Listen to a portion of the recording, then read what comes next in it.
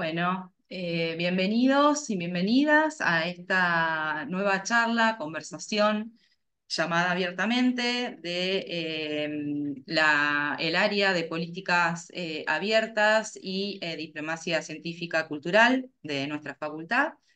En el día de hoy contamos con la presencia de Lila Pagola. Hola Lila, desde Córdoba, Hola, días. ¿cómo estás?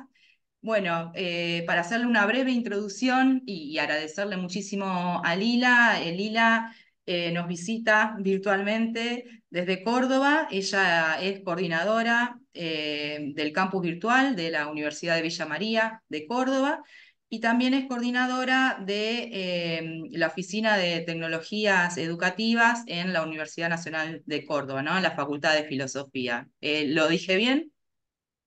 En la Facultad de Filosofía y Humanidades, exactamente. Sí. Perfecto. Así que qué mejor que tenerla hoy aquí a Lila para seguir conversando, ¿no? Respecto a cómo pensar la ciencia abierta, el conocimiento abierto, los recursos educativos abiertos para facultades, ¿no? Como las de humanidades y artes que compartimos, ¿no? Córdoba y Santa Fe. Así que, como usualmente hacemos en estas charlas, quisiera preguntarte cuál es tu primer acercamiento, si se quiere, respecto o mirada que tenés en relación a la ciencia abierta. ¿No? ¿Qué beneficios, qué desafíos encontrás respecto a esta definición o esta práctica que llamamos ciencia abierta? Bueno, buenos días, muchas gracias, Virginia, y a todos los que estén escuchando en algún momento esta conversación, por la invitación a compartir algunas ideas. Sobre la cuestión puntual de ciencia abierta, para mí me parece que puede ser interesante, o para mí siempre es como un punto de partida de referencia pensar la cuestión, historizar, digamos, un poco los procesos, ¿no? De cómo llegamos y cómo se conectan ciertas ideas, ciertas iniciativas, ¿no? Que en algún momento coexisten separadamente y después empiezan a confluir, como me parece que es el caso de la ciencia abierta con el movimiento de acceso abierto por un lado, de recursos educativos abiertos también, en el marco más general de el movimiento de cultura libre, que obviamente también tiene su raíz, su punto de inspiración y de iniciativas compartidas con el movimiento de software libre, ¿no? Para mí ahí hay una constelación de ideas que se fueron contagiando de unos campos a otros, con sus especificidades, con sus diferencias y también con su enorme potencial de convergencia, ¿no? Y de alguna manera el conocimiento científico es uno eh, de las dinámicas, si se quiere, uno de los ejemplos siempre citados tanto por el movimiento de software libre como por los movimientos más heterogéneos del ámbito de la cultura libre, eh, como uno de los que precisamente se alimenta de estos procesos abiertos en los cuales el conocimiento crece y se mejora en función de la posibilidad que tienen todos los que están interesados en su construcción de acceder a lo que otros han hecho antes, ¿no? Eso vale tanto bueno, para algo que en el movimiento de software libre es clave, como esta idea de no reinventar la rueda, ¿no? Es decir, no volver a programar o desarrollar soluciones que ya otros pensaron y desarrollaron, sino mejorar las existentes sobre la base de poder acceder y entender cómo fueron desarrolladas y pensar en un trabajo que es una acumulación de esfuerzos y que perfectamente cabe para, bueno, para las dinámicas, digamos, de la construcción de conocimiento en las disciplinas científicas. En ese sentido, el concepto de ciencia abierta es como, de algún modo, un desprendimiento bastante obvio de esa forma de trabajar, pero que, como pasa en otros casos, requiere ser explicitado porque evidentemente hay procesos en la evolución de la ciencia y sobre todo de su comunicación, en los cuales eso pareció no ser ni tan obvio ni tan claro, digamos, sobre todo a la hora de publicar y poner a circular los resultados de la investigación. Me parece que ahí, bueno, como es el primer punto, que el movimiento de acceso abierto va a discutir bueno, con todos los sistemas, digamos, ya establecidos de circulación y publicación de literatura científica, y que después, de alguna manera, informado, inspirado por otras iniciativas de esta constelación, digamos, del paradigma tecnológico libre, ¿no? Se va a llevar no solo al mundo a la instancia de la publicación de resultados, sino también a los propios procesos, ¿no? A la cuestión de los datos, que son, bueno, algunos de los temas, a los procesos evaluativos en las disciplinas científicas, que son algunos de los temas que la ciencia abierta retoma a partir de la iniciativa de acceso abierto y profundiza, digamos,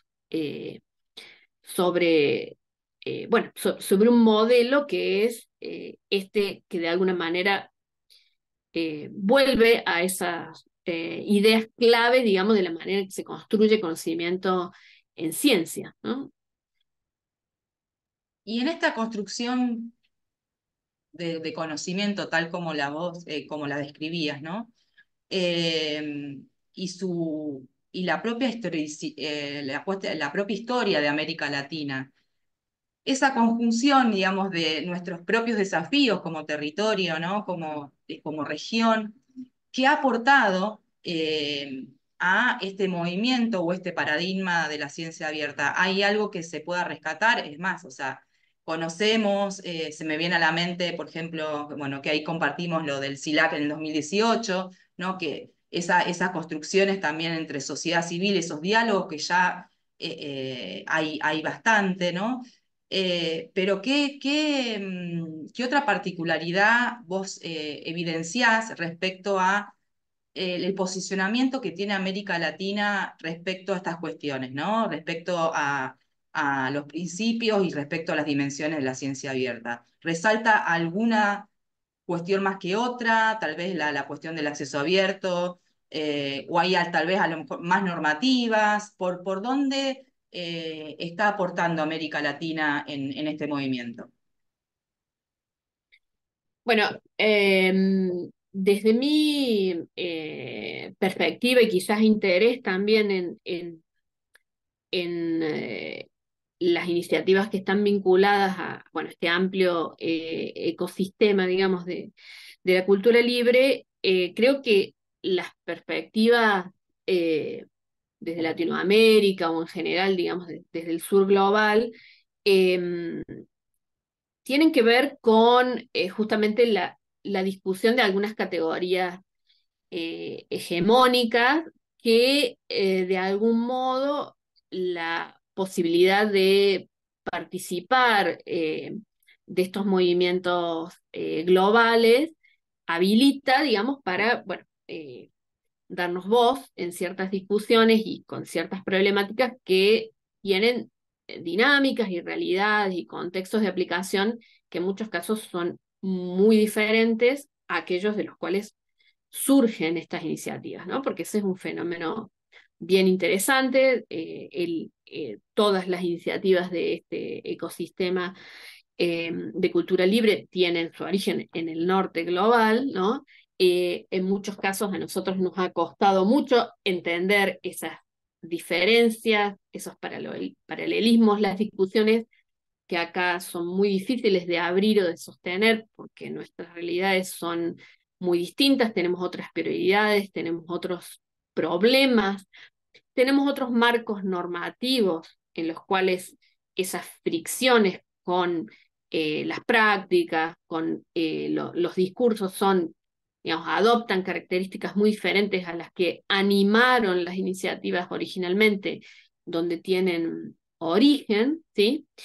Y reconocer esas diferencias es un ejercicio bueno, que hemos tenido que hacer y también para descubrir o para encontrar cuáles son los campos, los aspectos en los cuales para nosotros tiene sentido alinearnos, digamos, con estas posiciones, ¿no?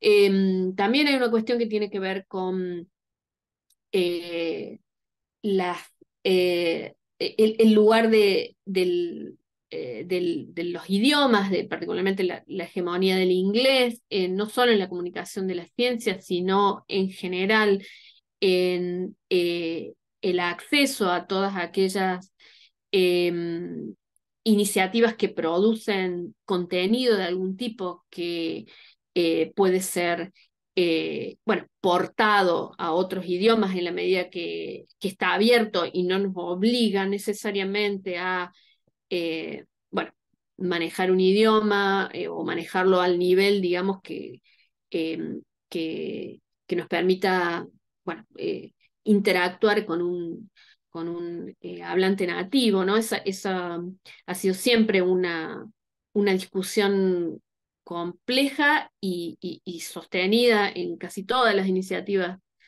de cultura libre, porque justamente la cuestión lingüística es la interfaz primera en general con la cual una comunidad se pone a construir junta, ¿no? O sea, es un umbral de participación muy excluyente, que eso solamente se puede hacer en inglés, por ejemplo, ¿no? Como de algún modo pasaba en las primeras épocas de la web, en los primeros 90, ¿no?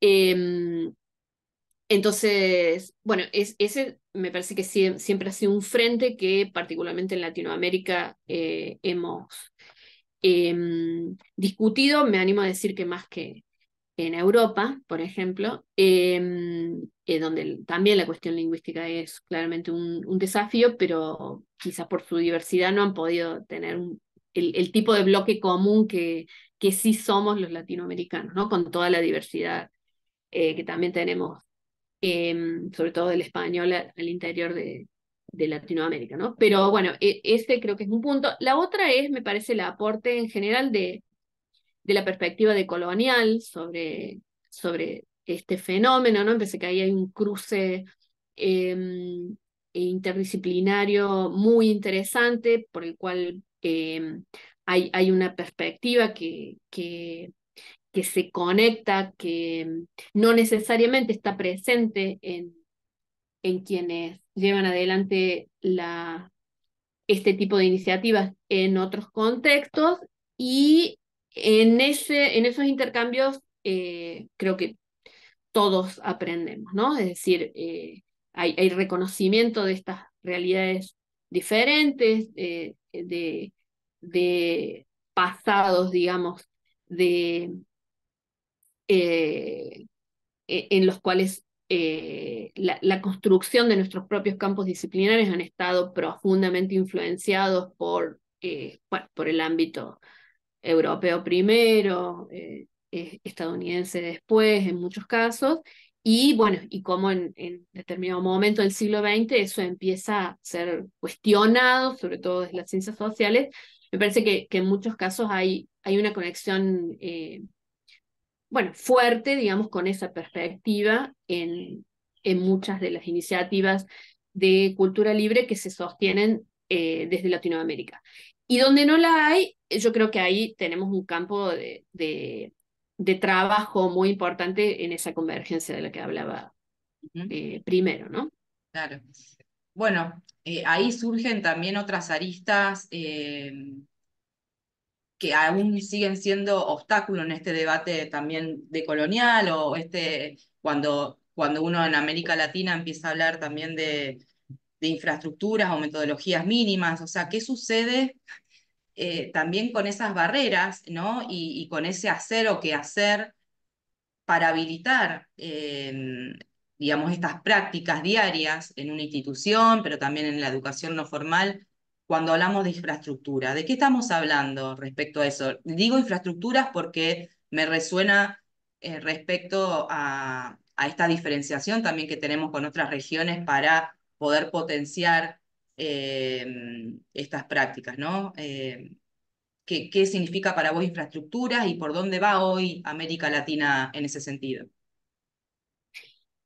Sí, hay, yo distinguiría como quizás niveles. Yo creo que el problema de la infraestructura digital, sobre todo la infraestructura en la que se sostienen muchas prácticas vinculadas a la construcción y circulación de conocimiento en el presente, eh, los debates en torno a la infraestructura en el marco de sociedad de plataformas, digamos, es una cosa que, por ejemplo, bueno, Bandig y otros autores vienen cruzando precisamente con la teoría de la infraestructura clásica, digamos, de cómo se construye, bueno, ese sistema que hace que una sociedad pueda disfrutar de forma igualitaria de ciertos adelantos, ¿no? Y que en ese punto, ahí, digamos, diría que hay una cuestión de niveles, porque, digamos, por ejemplo, para Bandig, ese problema también lo tienen los europeos respecto del lugar que ocupan, bueno, las GAFAM, digamos, en el ecosistema informativo contemporáneo, ¿no? Es decir, que hay ahí, por un lado, una concentración enorme de poder real en esa infraestructura, en unas pocas empresas privadas que responden a la jurisdicción legal de un país del mundo y por la cual pasa las comunicaciones y la gestión de información del resto del mundo, ¿no? O sea, es un problema que también tienen los europeos, a pesar de que, digamos, a nivel de su capacidad de construir infraestructura, están obviamente en un nivel muy distinto al que tenemos en Latinoamérica. Para mí la pregunta en infraestructura es una pregunta muy importante. Yo hace tiempo que vengo pensando sobre eso, precisamente porque hace unos años, digamos, post pandemia, en las universidades venimos viendo lo que para mí es un proceso de privatización encubierto, lento, ¿no? Justamente al nivel de la infraestructura digital, ¿no?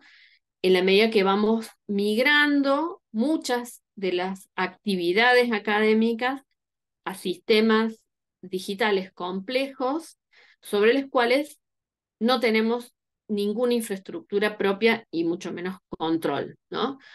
Y no se trata solo de la cuestión de la pregunta por qué pasa con nuestros datos y, bueno, dónde van, quién nos mira, que es una pregunta obviamente muy importante, pero que no es la única, sino que hoy más que nunca, por ejemplo, pensar en la virtualización de la enseñanza y no estarnos preguntando también cómo vamos a soportar en términos de infraestructura digital, con qué sistemas, con qué cuentas, con qué pagos mensuales, con qué capacidad de hacer esto o no hacerlo, es, bueno, un serio problema, ¿no? Porque de alguna manera hemos entrado en una dinámica en la cual ya es muy difícil que las prácticas se reconviertan a otras infraestructuras alternativas. Digo, no es imposible, pero es un proceso complejo porque está muy avanzada una forma de hacer las cosas, ¿no? Que descansa sobre determinada infraestructura provista por proveedores privados que cobran en dólares, ¿no?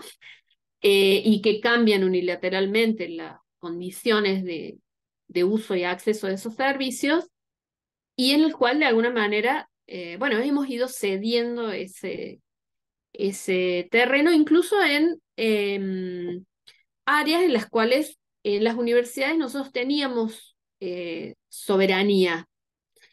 Y digo teníamos porque en muchos casos muchas universidades han decidido dejar de tenerlo, ¿no? Dejar de tener servidores propios, dejar de tener el aula virtual instalada en su propia infraestructura y tercerizarla a un servicio que pagan en el servidor de alguien más. Bueno, digamos, cosas que tienen que ver con esas decisiones que son estrictamente de infraestructura, sobre la cual montamos todas las otras eh, actividades, ¿no?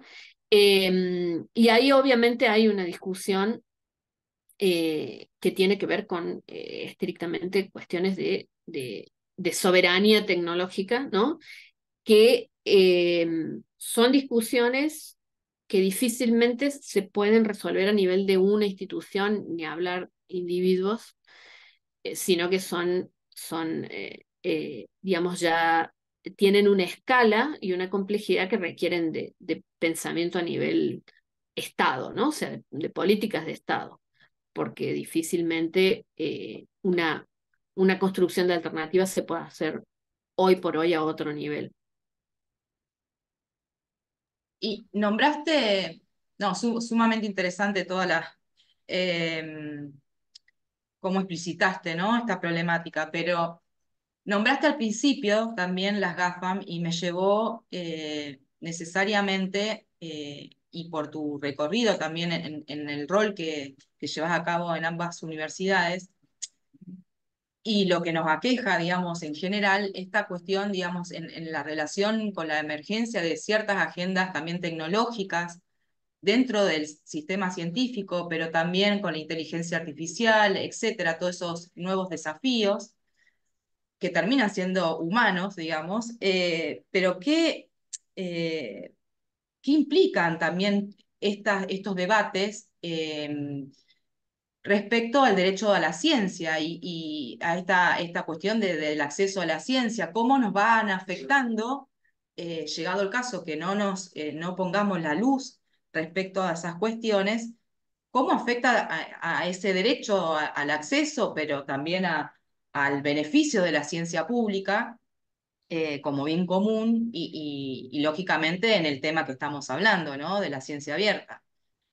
¿Qué mirada tenés al respecto o algún ejemplo que pueda llegar a compartir para poner el foco de atención, una alerta sobre lo que está pasando respecto a eso, o en el aula o en la investigación, como vos prefieras? Bueno, ahí, digamos, hay que hacer la salvedad de que todo lo que digamos de acá a un rato puede ser distinto porque eh, el nivel de dinamismo es como enorme, ¿no? Sobre todo de estas herramientas que se van presentando cotidianamente y que, digamos, pasan de esos nichos de experiencia y de práctica muy acotados a, bueno, a estar presentes en la vida cotidiana, primero los imaginarios, porque hace varios meses que, digamos, en muchos ámbitos solo hablamos de esto, aunque igualmente hay mucha incertidumbre sobre sus alcances, sobre sus potencialidades, y al mismo tiempo también hay algunas preocupaciones eh, muy específicas en educación respecto de, bueno, de qué cosas potencialmente podrían desmejorarse, perderse, ¿no? No desarrollarse adecuadamente si no ponemos la mirada sobre bueno, cómo se construye conocimiento apoyado por ejemplo, herramientas de inteligencia artificial.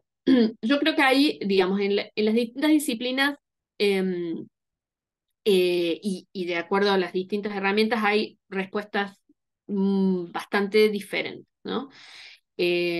Por un lado está esto digamos, para muchas disciplinas es algo ineludible, que es esa función de copiloto, digamos, que muchas de estas herramientas de inteligencia artificial ya cumplen, digamos, en la práctica profesional, eh, y que de algún modo también es interesante pensar que ya venían siendo ejercidas por otras herramientas que incorporaron de modo quizás más invisibles la inteligencia artificial, como puede ser el caso de los buscadores de Internet, ¿no? De los buscadores web. Em, que digamos que miradas de esta lógica quizás son herramientas que hace mucho tiempo tanto los estudiantes como los docentes como los investigadores venimos incorporando en nuestras prácticas, han introducido flujos y tiempos de trabajo que en otras épocas eran absolutamente inviables, junto con la disponibilidad de una cantidad de datos que también antes no teníamos acceso y que configuran modos de trabajar, de resolver bueno, los problemas que nos plantea, ya sea la tarea en la universidad, como profe, como alumno o como profesionales, que se van colando, digamos, en las prácticas cotidianas, ¿no? Me parece que, bueno, que en la universidad tenemos el privilegio, si se quiere, de poder detenernos a pensar sobre estas cosas y cuáles son los problemas que eventualmente vamos detectando. Algunos de ellos se van resolviendo, otros no sabemos si se van a resolver o se van a agravar en el futuro, como por ejemplo el tema de, bueno, de la verificabilidad de los datos que devuelven, por ejemplo, los, los chats de inteligencia artificial generativa de texto, que, bueno, para las dinámicas de construcción de conocimiento, para las dinámicas de aprendizaje y sobre todo de acreditación en todos los niveles educativos, pero quizás sobre todo en la universidad, porque bueno, estamos formando a los profesionales que luego nada, nos van a atender en el hospital y etcétera, ¿sí? Son preguntas muy difíciles de respondernos. Particularmente porque, bueno, si bien ya tenemos muchas herramientas que hacen esto cada vez mejor, lo cierto es que la verificabilidad es el punto débil, ¿no? de estas herramientas. Entonces, si a eso lo combinamos con una incapacidad de detectar, bueno, qué producciones son o no son fruto del uso de estas herramientas, con un descuido por esta cuestión de la autoridad de las fuentes, tenemos un problema ahí enorme, ¿no? Del cual tenemos que ocuparnos pedagógicamente, porque si no, vamos a estar haciendo como si formamos profesionales y el resultado seguramente no nos va a gustar a ninguno cuando esos profesionales egresen, ¿no? Y por otro lado, hay un enorme potencial que necesita ser mirado críticamente y claramente esa mirada no va a venir de quienes impulsan las herramientas, ¿no? Es una mirada que tiene que venir de particularmente las disciplinas de las ciencias sociales y humanas, que son las que quizás miran desde afuera el desarrollo técnico o las potenciales limitaciones que pueden tener en un determinado momento una herramienta por el estado de desarrollo técnico en el que estamos o las características del uso masivo de esa herramienta a la que hoy podemos acceder, que puede ser distinto mañana, pero que hoy es así, eh, y que simplemente miramos cómo funcionan, ¿no? Cómo funcionan cuando las usa alguien que no necesariamente entiende completamente por qué los resultados son así y no de otro modo, ¿no? Entonces me parece que ahí hay una mirada en la que es necesario que todos, particularmente quienes venimos de las ciencias sociales y humanas, nos involucremos a entender, usar y participar en las discusiones en las cuales hoy por hoy bueno, se dan en muchísimos espacios sobre bueno, cómo utilizar, cómo incorporar estas herramientas de forma que efectivamente faciliten o mejoren los procesos y no eh, reproduzcan, ¿no? Bueno, algunos problemas que ni siquiera son excluyentes de estas herramientas, sino que, bueno, ya estaban presentes, pero que de algún modo se acrecientan o se agravan, sobre todo por la facilidad del acceso y del uso, ¿no? Eh, bueno, nada, me parece que ahí hay eh, muchas preguntas y en general la perspectiva de la ciencia abierta o de los desarrollos en abierto en relación a estas herramientas, lo que nos permite es eh, que quienes saben tengan acceso a cómo funcionan esas herramientas más allá de la forma en que una determinada empresa decide hacer una implementación, porque su modelo de negocio le exige o nada, le rinde de determinado modo, ¿no? Estas diferencias eh, que hay, por ejemplo, la precisión o el tipo de resultados de acuerdo si uno tiene una cuenta X o una más cara.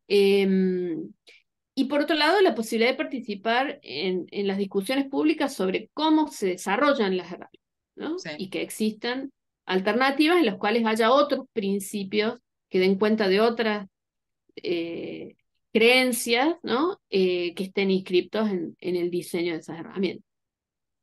Ahí, cuando vos hablabas de copiloto también y después de ciertas problemáticas que no son necesariamente excluyentes de la discusión que va a tener que dar la universidad, la academia, la comunidad científica, ¿no? Respecto a estas cuestiones tecnológicas. Me lleva a pensar necesariamente a la necesidad de esta recomendación también de la UNESCO de los diálogos o de COARA respecto a la necesidad de pensar también en otro tipo, digamos, de prácticas, no necesariamente en la estructura de evaluación que tenemos hoy en día. Y ahí Ujú. hay dos cuestiones tal vez que sobresalgan o que nos a futuro también tengamos que pensar, y que son los nuevos oficios o roles, por ejemplo, para auditar estos software, estas infraestructuras, otra cuestión, otras técnicas, digamos, distintas a lo que veníamos pensando anteriormente.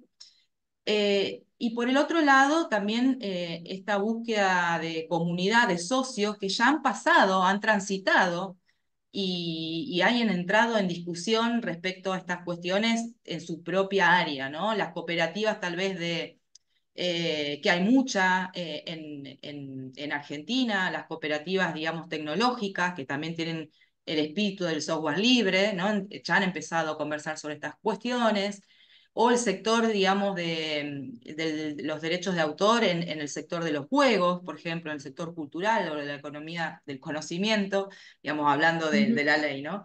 Pero entonces esta cuestión de socios, por un lado, y esta cuestión de otros roles y otros oficios, me lleva a la siguiente pregunta, ¿no? ¿Qué habilidades o alfabetizaciones, como vos prefieras llamar estas cuestiones, eh, se están o se pueden pensar que a futuro se podrían llegar a requerir en este ecosistema del movimiento de la ciencia abierta o de la educación abierta o de la creación de recursos educativos? ¿Cómo estamos en ese sentido en el país, por ejemplo, ¿no? Respecto a la necesidad, ¿no? de formación en estas áreas.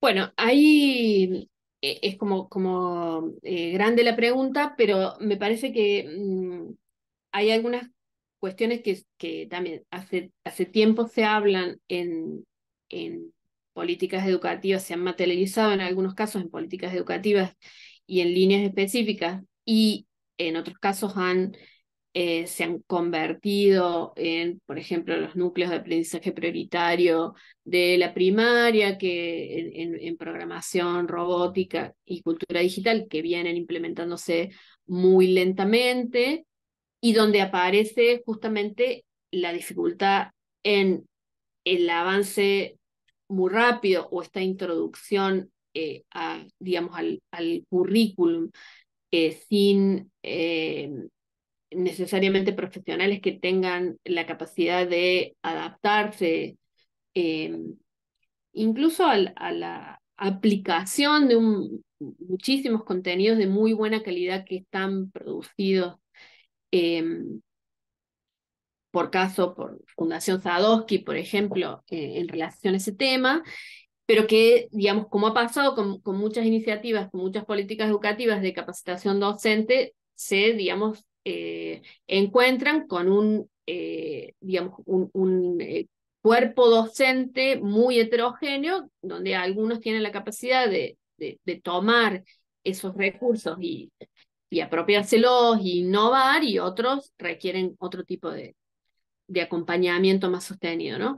Em, a mí me parece que hay un nivel básico que creo que todavía es una suerte de deuda, quizás sobre todo en la escuela secundaria, que tiene que ver, porque lo vivimos en la universidad como una necesidad que ya debería estar desarrollada en los estudiantes, que es el que tiene que ver con la cuestión de alfabetización mediático-informacional, ¿no?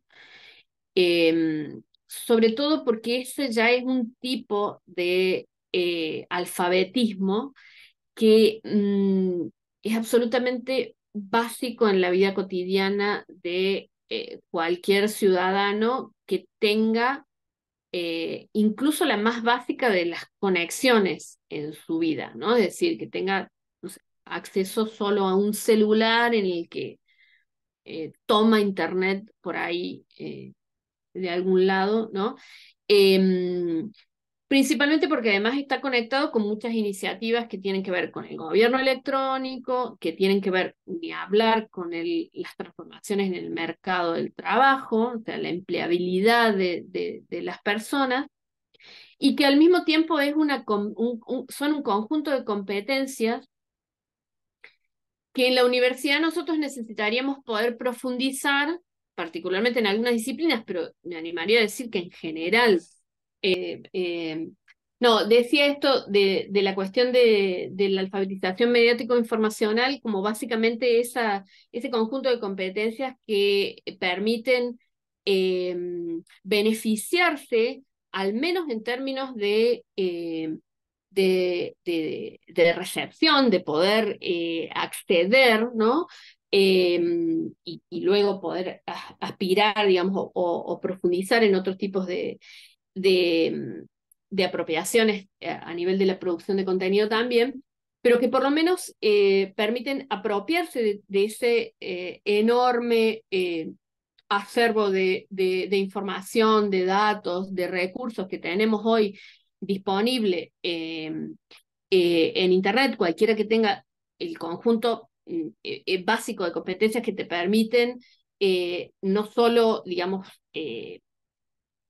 acceder, sino también poder gestionar volúmenes de información en donde necesitas saber filtrar, saber validar, ¿no? O sea, este tipo de cuestiones que hacen a la propia calidad de vida de ese que busca en la medida que no pierde tiempo, encuentra información válida, no entra en procesos de desinformación que después conducen a un conjunto de decisiones que probablemente estén mal informadas, ¿no? Sino que también constituyen como ese piso, que vuelvo a decir, en las universidades, particularmente en ciertas carreras, pero lo diría como una condición de base para el ser universitario, son necesarias para poder desarrollar esas competencias de mayor complejidad, ¿no? Que requiere, de alguna manera, el entender ese entorno técnico que habitamos y poder eventualmente desarrollar esas miradas críticas, ¿no? De alguna manera, este no es un proceso que pueda acelerarse, quizás el momento de la educación superior es un momento en el que, si esas competencias no han sido desarrolladas previamente, va a resultar, bueno, muy abrumador, ¿no? Junto con bueno, el resto de los contenidos, de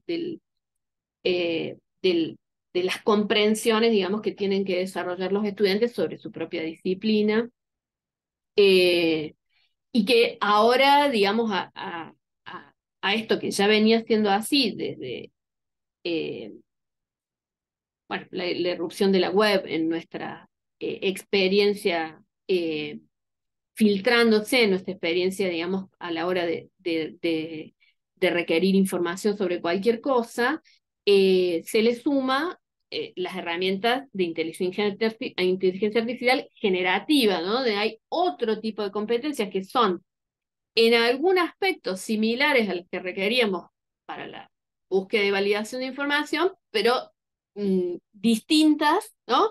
Sobre todo por el potencial de producción, que, bueno, nos trae un conjunto nuevo de preguntas, eh, bueno, que sí, que son estas que comentábamos hace un rato, que en la universidad, creo que en todos los sistemas educativos, perdón, en todos los niveles del sistema educativo, pero particularmente en las universidades, venimos mirando de cerca con mucha inquietud desde por lo menos hace un año, un poco más de un año, ¿no? Que irrumpieron masivamente.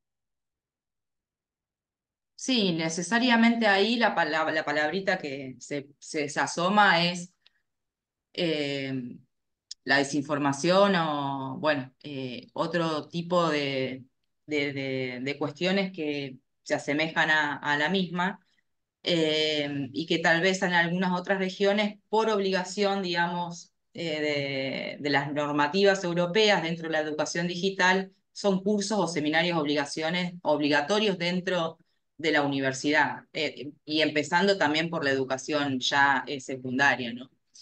Pero bueno, también esas son conversaciones que se fueron dando dentro de las conferencias de educación abierta que hay a nivel global, etcétera. Ahora se acerca también la semana de educación abierta, así que son todas, digamos, distintas habilidades y problemáticas que van juntándose también dentro de este gran movimiento, ¿no?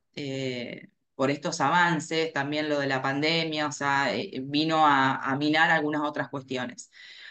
Pero yendo más a la cuestión particular del recurso educativo abierto en las universidades, ¿no? Y que ahí vos ya nos podés hablar muchísimo de esas cuestiones por todo tu recorrido y tu experiencia, pero ¿qué sucede con el recurso educativo abierto? Digo, el recurso educativo abierto también es parte de esta educación abierta. En el ámbito académico, científico, en el área de extensión, es decir, no necesariamente en la docencia y la investigación, ¿no?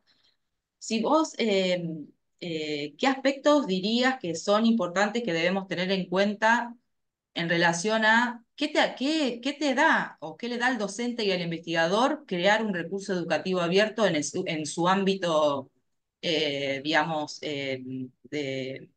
diario, ¿no? ¿Qué significa tener o crear o tener en mente un recurso educativo abierto? ¿Qué nos da? ¿Qué nos ofrece? ¿En qué nos beneficia?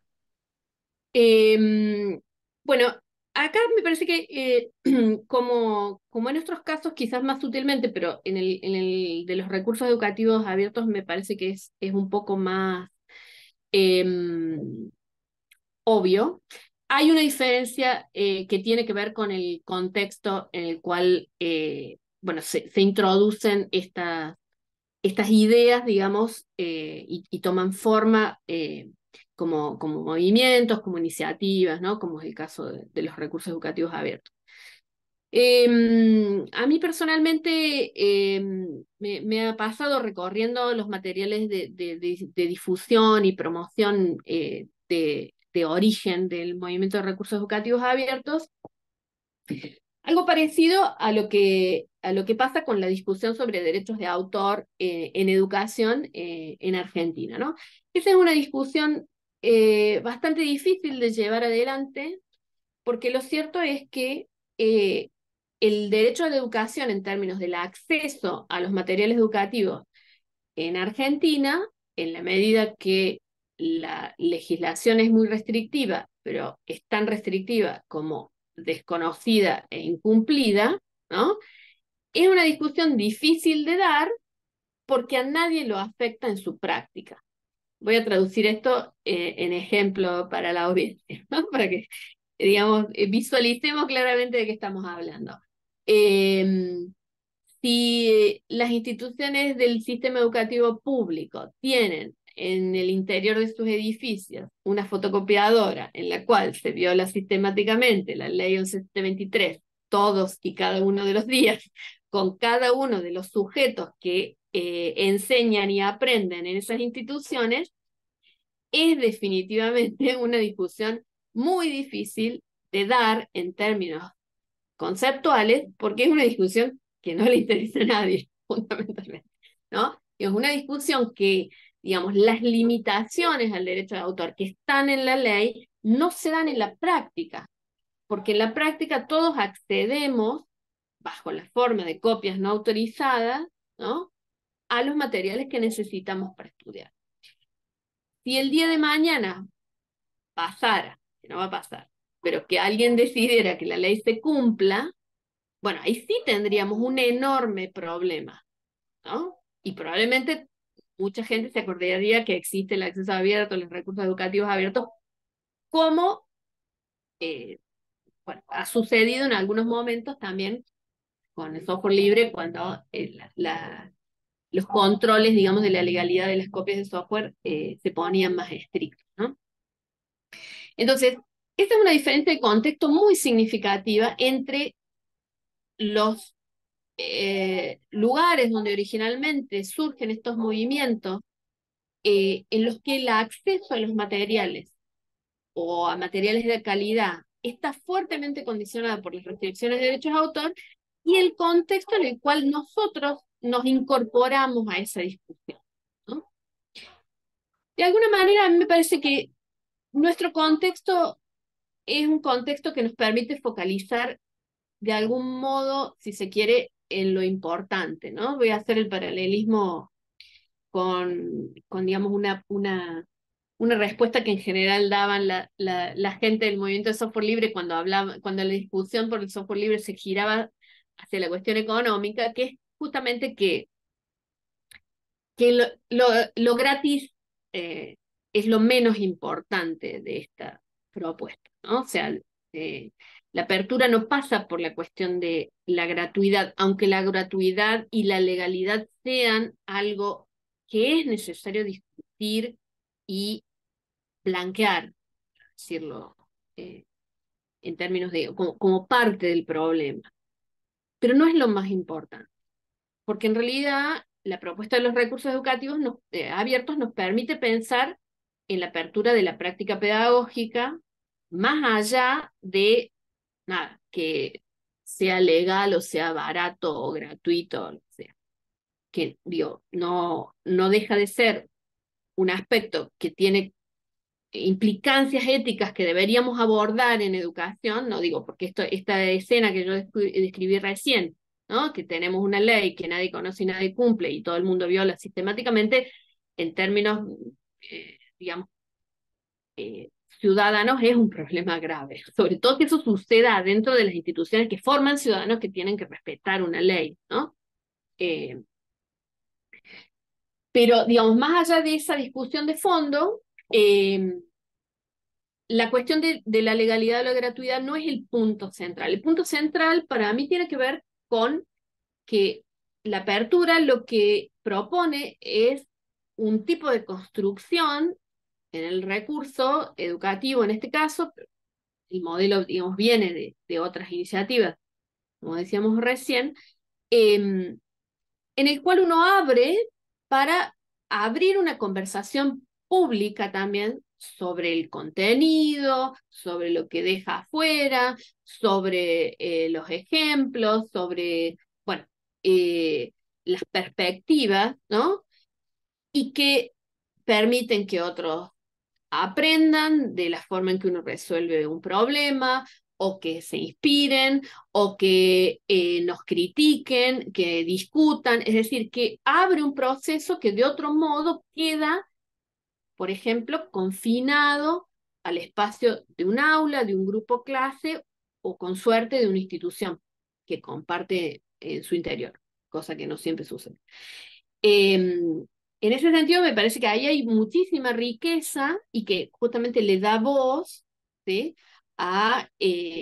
bueno, a personas o personas o grupos que pueden conectarse con pares afines que probablemente no conocían, ¿no? Y que no hubieran tenido nunca la posibilidad de compartir, o incluso de construir algo juntos, si no fuera por el hecho de que, bueno, un recurso los puso en comunicación, a partir de que existen mediaciones que nos dejan hacer eso, ¿no? Como es el caso de Internet y las plataformas que nos dejan conectarnos con gente que, bueno, que no sabíamos que estaba haciendo y pensando en sintonía o incluso de formas muy distintas que nosotros sobre los mismos temas. En ese sentido, me parece que ahí, bueno, tenemos la suerte de vivir en una época en donde eso se puede hacer con una facilidad que en otras épocas era muy costosa, digamos, y en muchos casos se hacía inviable, ¿no? O sea, que no podía materializarse por más que estuviera la voluntad de hacerlo. Sí, vos nombraste ahí la cuestión de primero de la apertura, que no es solo, digamos, eh, el abrir porque sí, sino que también es una mirada frente al conocimiento, ¿no? Pero también hay otro mito o otro encasillamiento respecto a la cuestión de lo abierto que es también una discusión tecnocéntrica, ¿no? Porque si, bueno, estamos hablando de la ubicación de ciertos conceptos, ¿no? Y ahí entra estos debates más éticos, más filosóficos, más ¿no? de epistemológicos, de qué significa también eh, volver a entender o cómo nos ubicamos frente a la ciencia, ¿no? Qué es hacer ciencia y cómo hacer la ciencia pública, ciencia como bien común, ¿no? Eh, Ahí también es otra perspectiva de trabajo, ¿no? Respecto más allá de las herramientas, de las alfabetizaciones, ¿no? Se van generando también otros debates. Y ahí la pregunta final que me gustaría realizarte, o una inquietud, digamos, un intercambio, es em, ¿qué tres acciones o qué tres sí, inquietudes o intervenciones las humanidades y artes, ¿no? Pueden empezar a irrumpir o a generar esta irrupción dentro de este movimiento, ¿no? Porque muchas veces, además, cuando se habla de ciencia abierta, la cuestión ciencia parece que también excluye a ciertas áreas. Entonces, ¿qué tres acciones decís? Me parece que humanidades y artes o las humanidades y artes, la cultura, puede llegar a proporcionar respecto a estos debates para la localización en nuestras universidades de la ciencia abierta.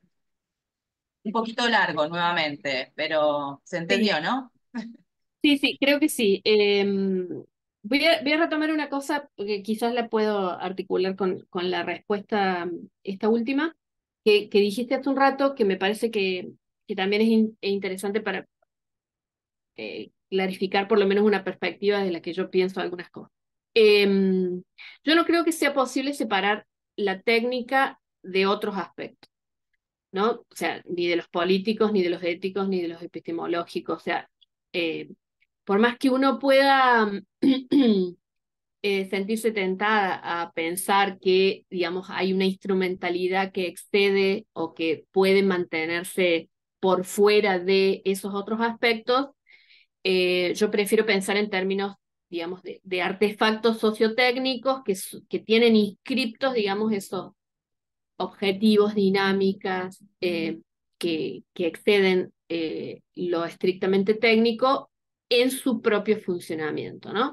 Y ahí hay algunos ejemplos que son, me parece más o menos ilustrativos y quizás algunos conectan con las posibles tres acciones, como es el caso, por ejemplo, de el software básico que ha dado em, sustento a todos los proyectos de Wikimedia, ¿no? Los wiki como un concepto tecnológico que lo que hace es habilitar la colaboración. Y sin esa herramienta, básicamente los resultados que hoy, digamos, modifican este ecosistema informacional en el que nosotros habitamos, hubieran sido imposibles de construir, ¿no? O sea, pensemos concretamente en los proyectos Wikimedia o en Wikipedia como enciclopedia de construcción colectiva, ¿no? O sea, el concepto de la enciclopedia no es ninguna novedad, sin embargo, sin el desarrollo tecnológico que lo habilitó y lo perfeccionó, sería inviable, ¿no? Eh, entonces, proyectos como los de Wikimedia o en general los proyectos de cultura libre, además de la solución tecnológica que habilita la perspectiva de colaboración y de participación de una comunidad para la construcción común, también tienen que tener en cuenta cómo dialogan con los marcos legales vigentes para no colapsar al primer problema de propiedad intelectual, ¿no? Y bueno, y ahí es donde surgen esas otras herramientas que no son técnicas, pero son absolutamente centrales, al menos en estos marcos normativos en los que vivimos, que son las licencias libres, ¿no? Las licencias libres, pensando en relación a las acciones que vos consultabas en la última pregunta, me parece que son un tema que particularmente las comunidades científicas de ciencias sociales, humanas y en particular las artes, tienen que abordar de manera estructural en su formación y en la discusión pública, principalmente porque todas las discusiones sobre derechos de autor, las iniciativas de reforma legislativa, las discusiones públicas, cuando alguna de ellas alcanza la agenda pública por alguna cuestión en particular, suelen usar un argumento que pone a los creadores como los beneficiarios de todas las protecciones que cabría, digamos, seguir sosteniendo en un contexto en el cual muchas de ellas están, como decíamos, como yo decía hace un rato, sistemáticamente no cumplidas, ¿no? Porque básicamente si las tuviéramos que cumplir, nuestra vida cotidiana sería extremadamente difícil y cara, ¿no? Pero además difícil, porque, digamos, tendríamos una gestión de propiedad intelectual muy entorpecedora de las acciones cotidianas. Entonces, esta cuestión de que muchas de estas protecciones se hacen en nombre de los autores es una discusión que los autores deben tomar en nombre propio y sobre todo aquellos que pasan por la universidad, estudian una carrera, se forman, digamos, digamos, sobre determinados temas, bueno, deberían poder sentarse en esa mesa a discutir en primera persona, ¿no? O sea, si efectivamente esas posiciones que se sostienen en su nombre representan primero sus prácticas. Esto me lleva a la segunda cuestión que conversábamos más temprano fuera de la entrevista sobre la necesaria reflexión que en algunas áreas de conocimiento que ha sido incorporado y formalizado, digamos, a las características de la construcción de conocimiento científico en las universidades, como puede ser el del campo de las artes, eh, requieren hacer sobre sus propias metodologías y sus propios modos de construir conocimiento que, digamos, serían en muchos casos significativamente diferentes o sustancialmente diferentes a las lógicas y los modos en que se construye conocimiento en otras áreas disciplinarias, incluso aquellas que están relativamente cerca, digamos, en el espectro, como pueden ser las ciencias sociales, ¿no? Metodológicamente y en términos de la comunicación de sus resultados, ¿no? A mí me parece que digamos, nos debemos, si se quiere, la experimentación sobre modelos alternativos en las cuales se pueda no solo hablar, sino también mostrar las características de esos procesos en términos de apertura, ¿no? En términos de, bueno, desmitificar lo que en muchos casos es difícil de mostrar, de decir, ¿no? Bueno, de explicitar. Y creo que el lugar donde hacer eso es la universidad. Pues, digamos, puede ser que creadores o productores que no pasan por la universidad puedan abstenerse de esas reflexiones o esas preocupaciones, pero me parece que alguien que pasa por la universidad y tiene un título universitario, bueno, un tipo de pregunta sobre la cual tiene que posicionarse en términos de, bueno, qué características tiene el conocimiento que se construye en esas disciplinas, ¿no? Y me parece que en ese sentido una respuesta con mucho potencial es esta que ofrecen las iniciativas de ciencia abierta. Bueno, nada, creo que te he respondido. 2 de 3. Perfecto. Eh, No, no, eran tres. Pero bueno, como para ir cerrando y también aclarando un poco a lo que nos referíamos antes, ¿no? Cuando hablaba de la cuestión tecnocéntrica. En realidad, para poner en perspectiva la cuestión esta de que siempre frente a esta discusión, digamos, del movimiento de la ciencia abierta, de la educación abierta, etcétera, hay discursos de detractores, digamos, o utópicos de lo abierto, en donde se pone el eje o la mirada en lo tecnológico, ¿no? Y ahí está la cuestión más crítica, que creo que toda esta charla vos la has recorrido perfectamente, respecto a todo lo que surge cuando uno habla de ciencia abierta, ¿no? O de este tipo de movimientos o de prácticas, de cambio cultural, si se quiere. Hablaste de soberanía, hablaste de infraestructura, hablaste de derechos, hablaste de prácticas, bueno, de un montón de otras cuestiones que en resumidas cuentas datan de todo ese recorrido y esa apuesta también por poner en agenda, ¿no? ¿Qué sucede con la ciencia? Así que sí, muchísimas solo gracias.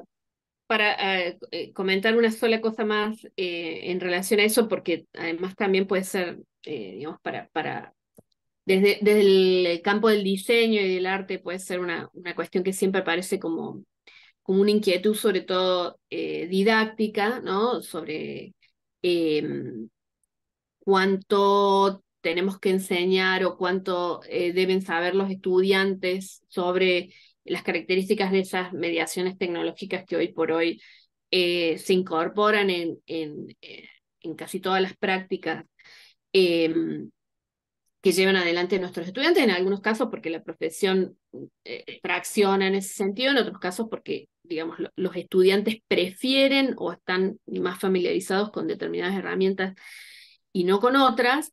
Eh, Ahí, para mí, de nuevo, hay una referencia que es interesante a tener en cuenta, que es, de nuevo, la del software libre y esta eh, exigencia de la apertura del código fuente, ¿no? O sea, creo que cuando nosotros pensamos en términos de lo que eso implica a nivel de los usuarios finales no programadores, ¿no? Es decir, cuánto nosotros nos aproximamos a una comprensión de la herramienta que se acerque a esa idea de por lo menos entender que existe un código que escriben personas, que puede ser analizado y eventualmente modificado por aquel que desarrolle la capacidad para hacerlo, es algo que no está fuera, desde mi perspectiva pedagógica, de aquello que en humanidades y artes deberían comprender los estudiantes aún de forma básica